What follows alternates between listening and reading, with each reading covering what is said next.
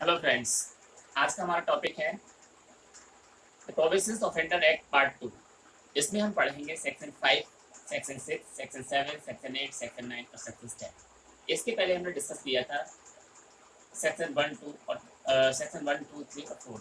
एडमोनिशंस कैसे दिया जाता है, प्रोविजंस कैसे दिया जाता है किसी ऑफेंडर को। इसी क्रम में आज हम पढ़ते हैं सेक्शन 5 जो कि कंपनसेशन और कॉस्ट की बात करती है। फ्रेंड्स, जब न्यायालय के द्वारा ऑफेंडर को परिवीक्षा पर या भर्त्सना देकर के छोड़ा जाता है, चेतावनी देकर के छोड़ा जाता है, तब न्यायालय विक्टिम के लिए कुछ राहत देने के लिए उसको उसकी क्षति और उसको जो लॉस हुआ है उसकी पूर्ति करने के लिए अपराधी को यह आदेश कर सकता है कि वह पीड़ित व्यक्ति के लिए प्रतिकर और खर्चे का संदाय करे। तो आइए समझते हैं कैसे प्रतिकर और खर्चा न्यायालय के द्वारा डिसाइड किया जाता है और किस प्रकार से इसका जो है उद्ग्रहण किया जाता है। तो फ्रेंड्स, न्यायालय धारा 3 और 4 के अंतर्गत अपराधी को छोड़ने के बाद विक्टिम के लिए, विक्टिम की क्षतिपूर्ति करने के लिए और विक्टिम के जो उसको जो लॉस हुआ है उसको उसकी भरपाई करने के लिए अपराधी पर ही कॉस्ट लगाता है। फ्रेंड्स, इसमें न्यायालय के द्वारा जो कॉस्ट और जो प्रतिकर डिसाइड किया जाता है तो कैसे वसूल किया जाएगा, तो इसकी जो सबसेक्शन 2 है उसमें बताया गया है, सबसेक्शन 2 में बताया गया है, इस सेक्शन की सबसेक्शन 2 में ये बताया गया है कि न्यायालय धारा 386 और 387 के तहत कार्रवाई करेगा। ये हम नहीं कहते, ये प्रोविजंस ऑफेंडर एक्ट की सेक्शन 5 में इसको मेंशन किया गया है। लेकिन फ्रेंड्स, क्या ये बात सही है कि 386 387 में इसको कवर किया जाएगा कंपनसेशन ऑफ कॉस्ट को? तो बिल्कुल सही नहीं है, क्योंकि ये जो प्रोविजंस है ये 1898 की जो सीआरपीसी है उसके प्रोविजंस है। ठीक है, प्रेजेंट में जो सीआरपीसी लागू होती है वो 1973 की सीआरपीसी है। 1973 की सीआरपीसी की सेक्शंस 421, 422 इस बात को, इस मैटर को डील करती हैं। लेवी ऑफ फाइन के, हम इसको लेवी ऑफ फाइन के नाम से जानते हैं, जो कि सीआरपीसी में वर्णित है। यदि एग्जाम में ये प्रश्न आता है, इससे पहले जो 2015 में प्रोसिक्यूशन ऑफिसर्स का जो एग्जाम हुआ था मध्य प्रदेश में, उसमें ये प्रश्न पूछा गया था कि न्यायालय जुर्माने का उद्ग्रहण धारा 5 के अंतर्गत जो कॉस्ट और जो कंपनसेशन डिसाइड किया है उसको कैसे रिकवर करेगा। तो धारा 386 387 के अंतर्गत रिकवर करेगा क्या? तो नहीं, ये धारा 386 387 के अंतर्गत रिकवर नहीं किया जा सकता है। इसको रिकवर करने के लिए 421 और 422 प्रेजेंट सीआरपीसी 1973 की सेक्शन एप्लीकेबल होगी। तो फ्रेंड्स, यहाँ अक्सर हमारा क्वेश्चन गलत होता है, पता नहीं है आंसर। जो प्रोसिक्यूशन ऑफिसर्स एग्जाम हुआ था मध्य प्रदेश में, उसमें आंसर की भी आई थी, उस आंसर की में इसको इस राइट आंसर माना गया था, जबकि ये राइट नहीं है, बिल्कुल राइट नहीं है। आप बताइए, जो प्रेजेंट में सीआरपीसी है 1973, उसमें धारा 386 में क्या है, 387 में क्या है? धारा 386 387 अपील के प्रोविजंस है। इसमें अपीलेट कोर्ट की पावर को बताया गया है 1973 की सीआरपीसी में 386 387 का। तो ये यहाँ लागू नहीं है। 421 422 द राइट आंसर। ठीक, इसके बाद अब आते हैं सेक्शन 6 पर। सेक्शन 6 बताती है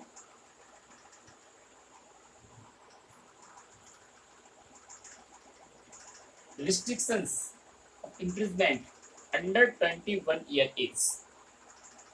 21 वर्ष से कम आयु के किसी व्यक्ति को कारावास का दंड नहीं दिया जाएगा।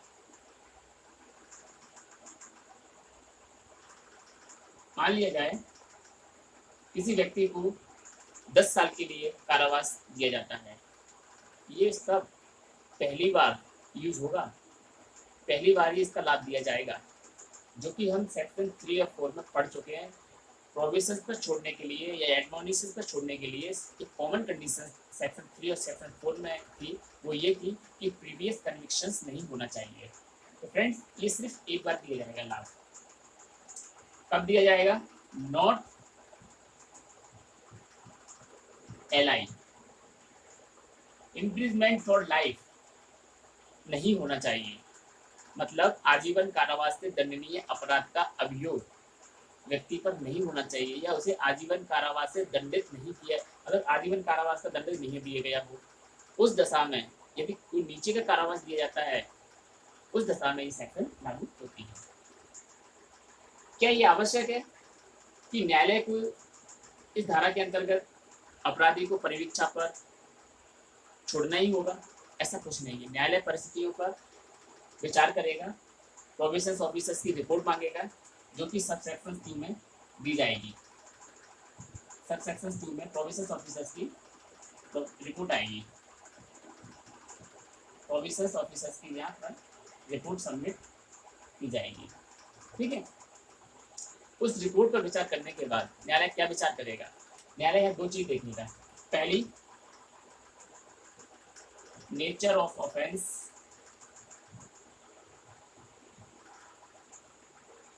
ठीक है। दूसरी, कैरेक्टर ऑफ ऑफेंस,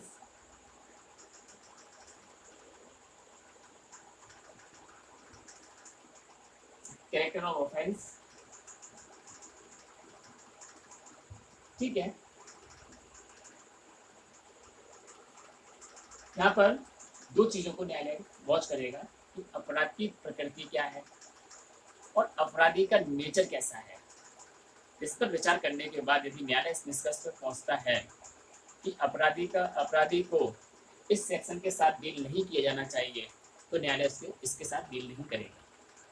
ठीक, सब सेक्शन हमने देखा, पुलिस ऑफिसर्स की रिपोर्ट सबमिट की थी, nature of offence, character of offence, इस पर ध्यान देगा कोर्ट। ठीक है, कैरेक्टर की स्पेलिंग थोड़ी मिस्टेक हो गई यहाँ पर। चलिए, इसके बाद आते हैं हम सेक्शन 7 पर, जो कि कॉन्फिडेंशियल रिपोर्ट की बात करती है। सेक्शन 7 कॉन्फिडेंशियल रिपोर्ट की बात करती है। सेक्शन 7 में बताया गया है कि प्रोविजन ऑफिसर्स के द्वारा सेक्शन 4 की सबसेक्शन 2 और सेक्शन 6 की सबसेक्शन 2 में जो रिपोर्ट सबमिट की जाती है, वो रिपोर्ट गोपनीय होगी। यहाँ पर ध्यान देना है कि प्रोविजन ऑफिसर्स की रिपोर्ट सिर्फ 2 जगह लगती है। कहाँ पर? एक तो लगती है सेक्शन 4 सबसेक्शन 2 में, एक लगती है सेक्शन 6 सबसेक्शन 2, जो कि ये बताई थी अभी। इन 2 जगह प्रोविजन ऑफिसर्स की रिपोर्ट होती है और ये रिपोर्ट जो है कॉन्फिडेंशियल होती है। ठीक है,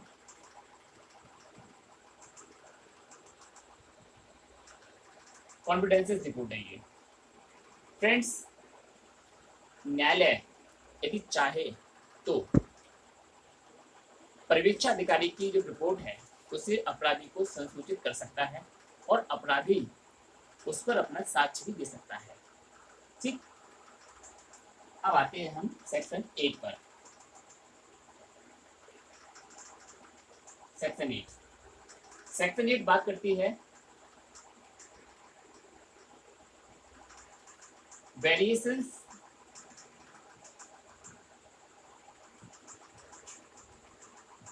ऑफ कंडीशंस ऑफ प्रोविजंस। ठीक है, variation of conditions of provisions मतलब परिवीक्षा की शर्तों में फेरफार। न्यायालय यहाँ पर ध्यान देने योग्य बात यह है कि ये जो सेक्शन 8 है, ये सेक्शन ओनली सेक्शन 4 पर ही लागू होती है। ठीक है, 3 पर लागू नहीं होती है। परिवीक्षा अधिकारी की रिपोर्ट सेक्शन 4 में लगती है, इसलिए सेक्शन 4 पर ही है। और नहीं, सॉरी, परिवीक्षा अधिकारी की रिपोर्ट नहीं, इसमें क्या होता है, ये बॉन्ड होता है ना, बॉन्ड लिया जाता है। अब बॉन्ड की शर्तों में ही तो फेरफार कर रहा है। धारा 3 में बॉन्ड नहीं लिया जाता है न्यायालय के द्वारा, इसलिए धारा 4 यहाँ लागू होती है। धारा 8 की शर्तें धारा 4 पर लागू होती है। धारा 4, उम्मीद है कि ये समझ में आ गया होगा आपको। तो न्यायालय क्या करेगा, धारा 4 के अंतर्गत जैसे प्रोविजन तक छोड़ा गया है, प्रोविजन ऑफिसर्स की रिपोर्ट यदि कोर्ट में आती है और न्यायालय को लगता है कि परिस्थितियों में इस प्रकार तब्दीली हो गई है, ये प्रोविजंस की कंडीशंस में कुछ परिवर्तन होना चाहिए, तो न्यायालय परिवर्तन कर सकता है। लेकिन ये जो परिवर्तन होगा वो परिवर्तन धारा 4 में जो अवधि थी 3 इयर्स की अवधि को ध्यान में रख करके किया जाएगा। न्यायालय 3 साल से ऊपर नहीं जाएगा, 3 साल से नीचे ही उसको जो करना घटाना है या बढ़ाना है 3 साल के अंदर ही अंदर करेगा। वो घटा भी सकता है शर्तों में कुछ एक्स्ट्रा शर्तें भी लगा सकता है। इसके बाद आते हैं हम, इसकी शर्त आ गई। इसके बाद सबसेक्शन 2 आता है इसका, जो बताता है ड्यू बॉन्ड। ठीक है, इससे पहले हम थोड़ा डिस्कस करेंगे। न्यायालय जो कोई कंडीशंस में बदलाव करता है, उस कंडीशंस में बदलाव की सूचना, ये मैंडेटरी प्रोविजंस है, न्यायालय को अपराधी और प्रतिभूत दोनों को देनी होगी। ठीक है, ये मैंडेटरी है, न्यायालय को ये करना ही होगा और न्यायालय इसे करेगा। इसके सबसेक्शन 1 के प्रोविजन में, सेक्शन 8 के सबसेक्शन 1 के प्रोविजन में से बताया गया है। फ्रेंड्स, अब आते हैं हम सबसेक्शन 2 पर। सबसेक्शन 2 बताती है कि न्यू बॉर्न। ठीक है, मान लिया जाए न्यायालय में प्रतिभू आता है और न्यायालय से ये कहता है कि आपके द्वारा जो शर्तें लगाई जा रही हैं उन शर्तों को मानने के लिए प्रतिभू तैयार नहीं है, जो एडिशनल कंडीशंस लगाई गई हैं। क्योंकि प्रतिभू ने जो ऑफेंडर का जब प्रतिभू बना था तब तो शर्तें कुछ और थी। आज धारा 8 के अंतर्गत यदि शर्तों में बदलाव किया जाता है तो शर्तें एडिशनल हो जाती हैं और एडिशनल शर्तों के कारण प्रतिभू न्यायालय से अपने हाथ खड़े कर देता है और कह देता है कि मैं अब इसका प्रतिभू नहीं बन सकता। ठीक है, तो उसको रिलीज कर दिया जाएगा प्रतिभू को। अब प्रतिभू को रिलीज करने के बाद न्यायालय क्या करेगा, न्यायालय ऑफेंडर से कहेगा कि आप नए प्रतिभू का इंतजाम कीजिए। और यदि न्यायालय ऑफेंडर नए प्रतिभू का इंतजाम नहीं करता है तब क्या होगा, यदि ऑफेंडर नए प्रतिभू का इंतजाम नहीं करता है तो न्यायालय उसे मूल अपराध के लिए दंडाधिष्ट कर देगा। ठीक है, इसके बाद आते हैं सबसेक्शन 3 पर। सबसेक्शन 3 बताती है कि उसके बॉन्ड को डिस्चार्ज कब किया जाता है। बॉन्ड को डिस्चार्ज, ठीक है, बॉन्ड डिस्चार्ज किया जाएगा। सबसेक्शन 3 में प्रोविजन ऑफिसर्स अपनी रिपोर्ट देता है और उसमें ये बताता है कि अब जो ऑफेंडर है उसे परिवीक्षाधीन रखा जाना आवश्यक नहीं है और ये जो शर्तें हैं ये अब अनावश्यक हैं। उस दशा में न्यायालय जो ऑफेंडर से जो बॉन्ड लिया गया था उस बॉन्ड को डिस्चार्ज कर देगा और उसे मुक्त कर देगा। तो फ्रेंड्स, सेक्शन 8 इतना ही बताती है। आई होप कि आपको ये समझ आया होगा। अब चलते हैं हम अपनी नेक्स्ट सेक्शन 9 पर। सेक्शन 9 बहुत ही इंपॉर्टेंट सेक्शन है और काफ़ी कुछ मटेरियल को डील करती है अपने आप में। इसमें एक बात बताना और ज़रूरी है, सेक्शन 8 में, सेक्शन 8 की जो कार्रवाई होगी, सेक्शन 8 की जो कार्रवाई होगी, ये ओटी का प्रश्न है। इस प्रकार के प्रश्न ओटी में प्राय पूछे जाते हैं। सेक्शन 8 की जो कार्रवाई होगी, वेरियस कंडीशंस में जो बदलाव किया जाएगा, वो सिर्फ और सिर्फ एप्लीकेशन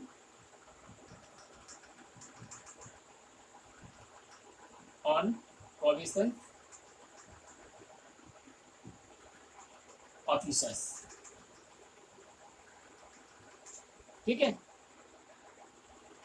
प्रोविजन ऑफिसर्स के आवेदन पर इस कार्रवाई को अंजाम दिया जाएगा। आपको याद रखना है कि प्रोविजन ऑफिसर्स के आवेदन पर ही सेक्शन 8 की कार्रवाई को न्यायालय अंजाम देगा। ठीक है, अब आते हैं सेक्शन 9 पर।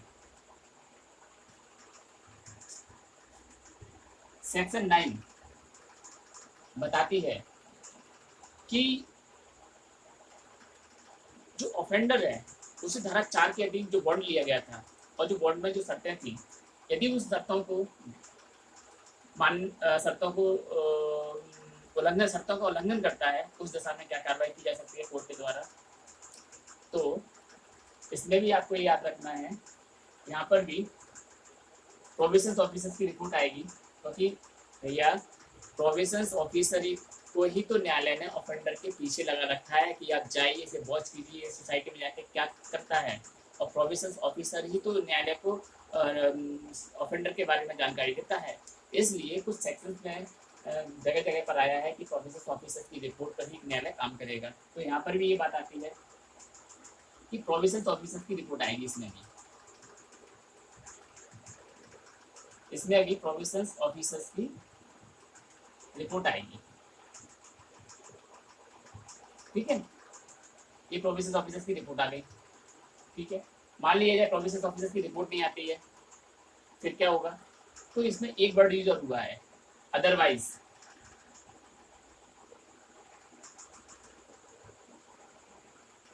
परिवीक्षा अधिकारी की रिपोर्ट पर या अन्यथा न्यायालय का यह समाधान हो जाता है कि न्यायालय ने जिस अपराधी को धारा 4 के अंतर्गत छोड़ा था, वह अपराधी उस व्यक्ति ने बंद पत्र की शर्तों का उल्लंघन किया है, तब न्यायालय क्या करेगा? तब न्यायालय जो है वारंट इशू करेगा अपराधी के लिए। अपराधी के लिए वारंट इशू करेगा। यहाँ पर ऑफेंडर के लिए क्या कर दिया? वारंट। ठीक है, और श्योरिटी के लिए क्या करेगा?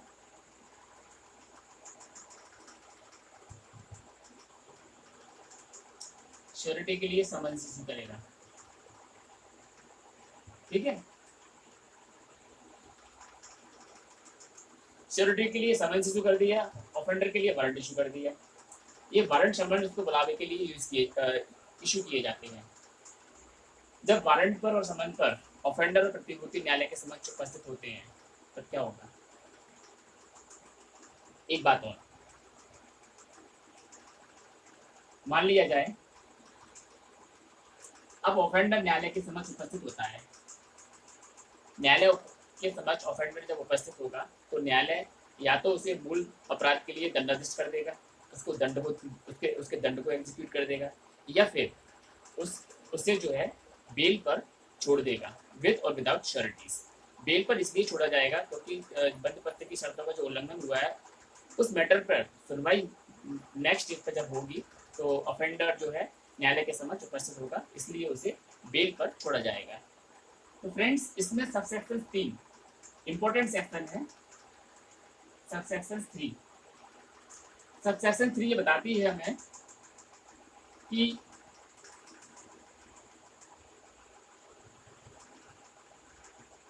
विनिर्दिष्ट तारीख पर जो न्यायालय के द्वारा निश्चित की गई थी, उस तारीख पर ऑफेंडर न्यायालय के समक्ष उपस्थित होता है, तो क्या किया जाएगा? जब न्यायालय के समक्ष ऑफेंडर उपस्थित होता है, तब न्यायालय ऑफेंडर को या तो उसके मूल अपराध के लिए दंडाधिष्ट करेगा, पहली बात, उसे जो है उसको दंड को एग्जीक्यूट करेगा, या फिर उस पर 50 रुपए की जो है शास्ति अधिरोपित करेगा। जब न्यायालय को लगता है कि बंद पत्र की शर्तों का उल्लंघन पहली बार किया गया है, ये फर्स्ट चांस है अपराधी का, तो उस दशा में न्यायालय अपराधी को एक मौका और देगा कि भाई आपने पहली बार ये किया है, तो पहली बार हम आपको एक मौका और देते हैं और 50 रुपए की आप पर जो है शास्ति अधिरोपित की जाती है। फ्रेंड्स, यहाँ आपको ध्यान रखना है कि यहाँ पर हमने पढ़ा था पेनल्टी, सेक्शन 5 में पेनल्टी शब्द आया था, जबकि सेक्शन इसमें 9 की सबसेक्शन 3 में वर्ड आ रहा है, ओ सॉरी मिस्टेक, यहाँ पर हमने पढ़ा था ये फाइन, एज ए फाइन था ये। ठीक है, यहाँ पर आ रही है पेनल्टीज, 50 रुपीज की पेनल्टी जो है न्यायालय के द्वारा इम्पोज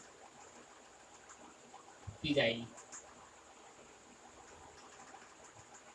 पेनल्टी पर यदि वो पेनल्टी को दे देता है जो न्यायालय ने अभी आरोपित की है, तो उसकी जो है बंद पत्र को जो है ऐसे ट्रीट किया जाएगा जैसे कि उसका उल्लंघन नहीं किया गया है। और यदि मान लिया जाए अपराधी के द्वारा, सब सेक्शन 4 में बताया गया है कि अपराधी के द्वारा यदि 50 रुपीज़ की पेनल्टी पे नहीं की जाती है, उस दशा में न्यायालय क्या करेगा, जो कि न्यायालय ने सब सेक्शन 3 के खंड बी में इम्पोज की थी। अगर इसे ये नहीं देता है तब न्यायालय क्या करेगा, न्यायालय फिर क्या करेगा, न्यायालय के पास और कोई ऑप्शन नहीं बचेगा, तो न्यायालय उसे उसके मूल अपराध के लिए दंडित करेगा। ठीक है फ्रेंड्स, ये तो हमारे सेक्शन 9। अब आते हैं हम सेक्शन 10 पर। सेक्शन 10 बताती है कि प्रतिभूओं के बारे में क्या प्रावधान है हमारे परिवीक्षा अधिनियम में। सेक्शन 10, ठीक है। सेक्शन 10 बताती है प्रोविजन एज टू श्योरिटीज।